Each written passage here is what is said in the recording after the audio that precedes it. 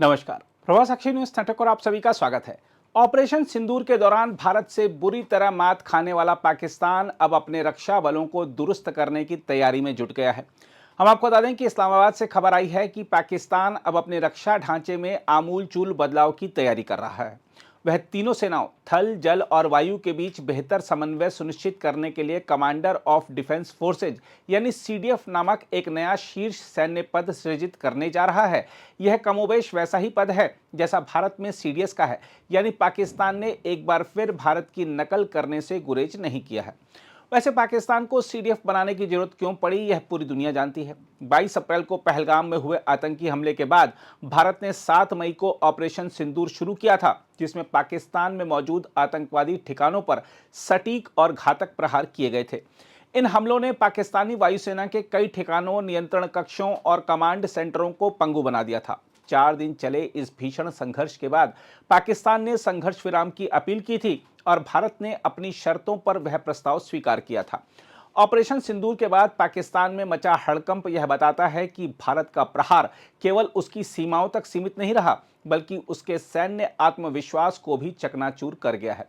इसलिए पाकिस्तान अपने पूरे रक्षा ढांचे की समीक्षा कर रहा है और कमांडर ऑफ डिफेंस फोर्सेज जैसा नया पद सृजित करने जा रहा है। यह वही पाकिस्तान है जो दशकों से भारत को रणनीतिक खतरा कहकर आतंकवाद को बढ़ावा देता रहा, मगर आज वही देश भारतीय हमले के डर से अपनी सेनाओं के बीच तालमेल बिठाने की जुगत में है। यह कोई साधारण परिवर्तन नहीं, बल्कि रणनीतिक पराजय की स्वीकारोक्ति है। हम आपको बता दें कि पाकिस्तान के द न्यूज अखबार ने भी कहा है कि वह पूरा कदम भारत के ऑपरेशन सिंदूर से मिले कड़े सबक का परिणाम है। पाकिस्तानी मीडिया रिपोर्टों में कहा गया है कि संविधान के अनुच्छेद 243 में संशोधन का मसौदा तैयार किया गया है। फिलहाल यह अनुच्छेद सशस्त्र बलों की सर्वोच्च कमान राष्ट्रपति के अधीन रखता है, जबकि वास्तविक नियंत्रण संघीय सरकार के पास है।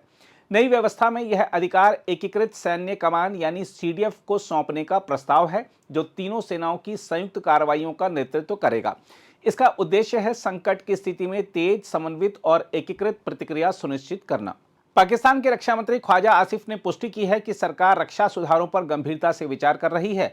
उन्होंने जियो न्यूज से कहा कि अनुच्छेद 243 पर विचार विमर्श जारी है, रक्षा आवश्यकताएं बदल चुकी हैं और इन सुधारों को सभी हितधारकों की सहमति से आगे बढ़ाया जाएगा।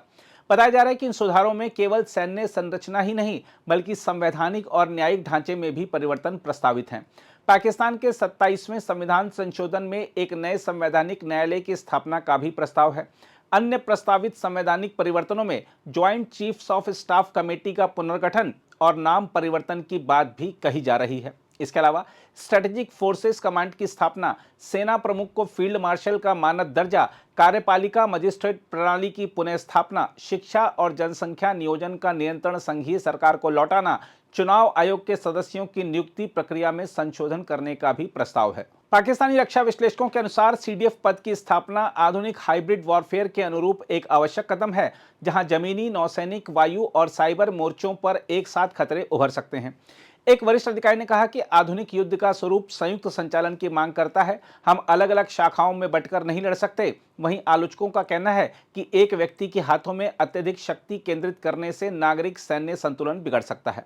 साथ ही न्यायिक और प्रशासनिक ढांचे में संशोधन से न्यायपालिका की स्वतंत्रता पर भी प्रश्न उठ रहे हैं।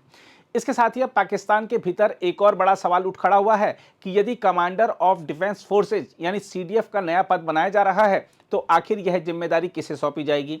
क्या यह पद मौजूदा सेनाध्यक्ष और नव प्रोमोटेड फील्ड मार्शल जनरल असीम मुनीर से ऊपर होगा? जैसा कि बताया जा रहा है कि प्रस्तावित सीडीएफ तीनों सेनाओं थल, जल और वायु के संचालन और समन्वय की सर्वोच्च जिम्मेदारी संभालेगा। ऐसे में यह स्वाभाविक सवाल उठता है कि क्या पाकिस्तान अपनी परंपरागत सैन्य कमान संरचना में सुपर चीफ जैसी व्यवस्था बनाने जा रहा है? अगर ऐसा होता है तो सेना के भीतर शक्ति संतुलन में बड़ा परिवर्तन देखने को मिल सकता है। कई विश्लेषकों का मानना है कि यह कदम फौज के भीतर नेतृत्व संघर्ष की नई स्थिति भी पैदा कर सकता है, खासकर तब जब फील्ड मार्शल आसिम मुनीर पहले से ही पाकिस्तान की सैन्य और राजनीतिक शक्ति के केंद्र में हैं। बहरहाल पाकिस्तान सरकार संसद में संविधान संशोधन लाकर सेना प्रमुख के ऊपर CDF नामक एक संयुक्त कमांडर पद बनाने को भले आधुनिक युद्ध की मांगों के अनुरूप कदम बता रही हो, मगर सच्चाई यह है कि पाकिस्तान की यह बेचैनी सीधे ऑपरेशन सिंदूर की गूंज है। जिस देश ने दशकों तक अपने सैन्य ढांचे को भारत के विरोध पर आधारित रखा, वही आज भारत से मिले करारे सबक के बाद सैन्य ढांचे में सुधार करने की बात कर रहा है। पाकिस्तान भले ही नए कमांडर ऑफ डिफेंस फोर्सेज बनाकर अपने सैन्य तंत्र को सुधारने का नाटक करे, लेकिन हकीकत यह है कि ऑपरेशन सिंदूर ने उसकी रणनीतिक आत्मा पर प्रहार कर दिया है। भारत की सेनाओं ने यह सिद्ध कर दिया है कि अगर दुश्मन सीमा पार से वार करेगा तो जवाब सीमा पार ही मिलेगा, तेज, ठोस और जोरदार तरीके से। अगर आप भी लेना चाहते हैं देश दुनिया की तमाम जानकारी तो आज ही सब्सक्राइब करें हमारे चैनल को। साथ ही नीचे दिए बेल आइकन को जरूर दबाएं ताकि हर अपडेट आप तक पहुंच सके।